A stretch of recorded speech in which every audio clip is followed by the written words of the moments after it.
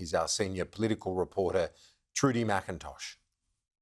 Not since 1931 has an Australian government been defeated after just one term in office. Anthony Albanese is hoping that 94-year trend holds at this campaign. Our Labor government will be asking for the opportunity to continue to serve the greatest country in the world and the chance to make it even greater still. The man trying to make history has been clear on his path to power since he became Liberal leader.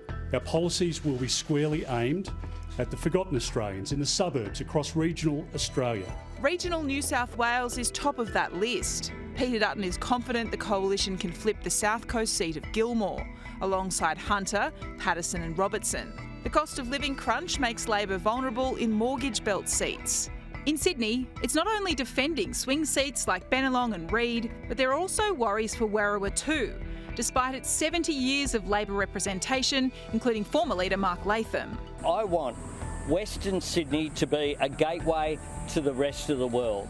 Further south in Victoria, the tide may have turned against Labor in what was once its progressive stronghold. Anthony Albanese needs to avoid being tied to the waning popularity of the state Labor brand. The Liberals believe they have the chance to flip half a dozen seats, including Aston, Chisholm, Dunkley and McEwen. Unfortunately, Australians are paying the price for bad economic management under Anthony Albanese at the moment. The top end presents a vulnerability for the PM. In the wake of Labor's landslide loss at last year's territory election, Peter Dutton will target both territory seats, Solomon and Lingiari, and law and order issues will be front and centre.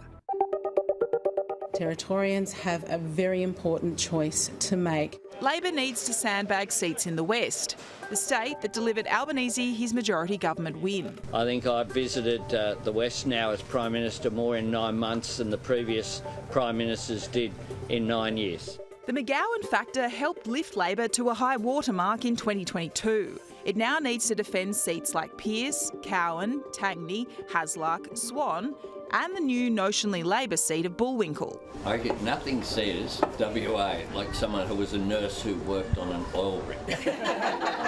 In Tasmania, Anthony Albanese is pinning his hopes on two high-profile female candidates in Braddon and Lyons. Longtime Senator Anne Urquhart is looking to flip the Liberal-held seat of Braddon, while Rebecca White, who lost 3 elections as state leader, has been picked to replace Brian Mitchell in Lyons. It's been the honour of my life to represent this electorate. I grew up here, I'm raising my family here. In South Australia, there's 2 contests to watch. Labor want to flip the traditional blue ribbon seat of Sturt, while the Liberals want to turn Boothby back to blue. Former MP Nicole Flint is looking to unseat Labor's Louise Miller-Frost.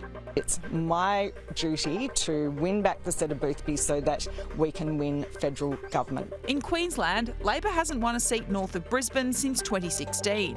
But this election, Anthony Albanese believes his star recruit and former NBL player in Leichhardt could be a slam dunk.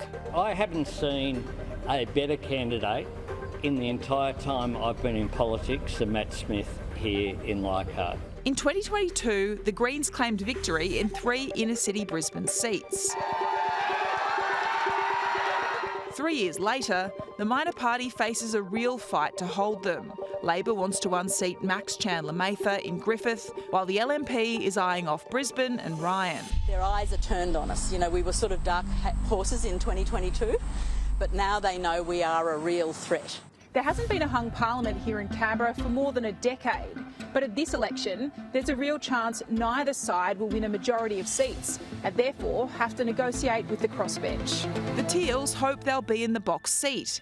6 female incumbents are trying to hold their seats from Liberal challengers.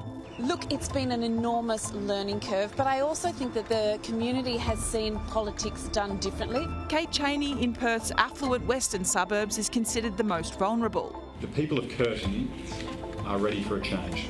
Climate 200 is bankrolling new Teal candidates too, looking to expand their reach into the Sydney seat of Bradfield. Nicolette Buller came close to knocking off Liberal Paul Fletcher in 2022, and his retirement increases her chances. So we took a few weeks off after the 2022 election and kind of kept rolling, so we haven't really stopped. This election will be a seat-by-seat showdown. Support for the major parties is on the decline. Independent challengers want to secure their spot on the crossbench. everything is in play as Australia decides.